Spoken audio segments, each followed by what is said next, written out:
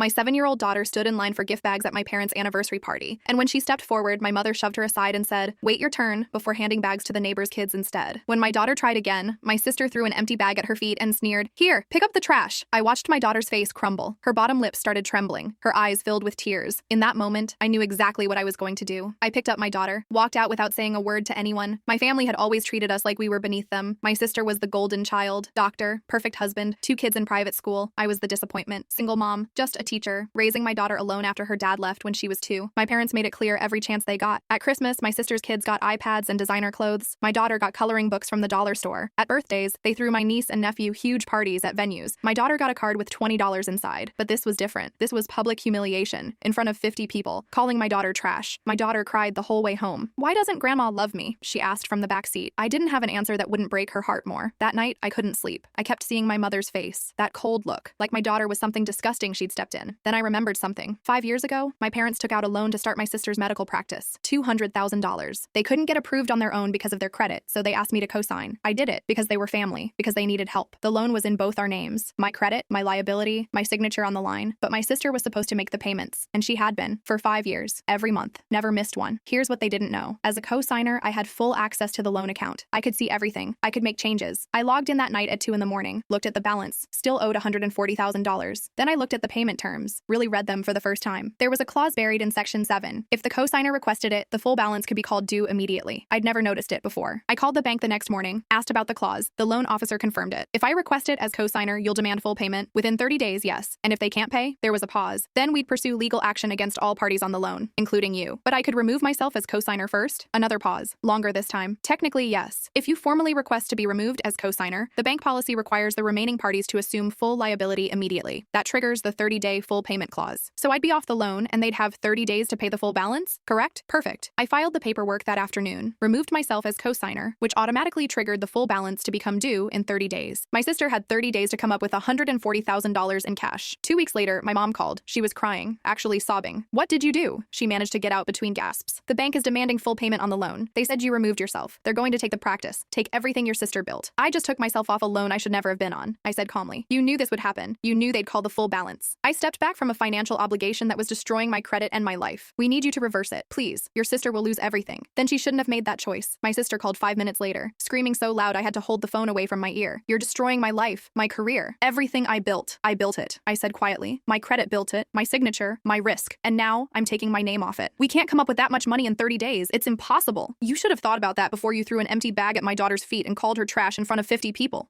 It was just 30 days, I said. That's what the bank gave you. Figure it out."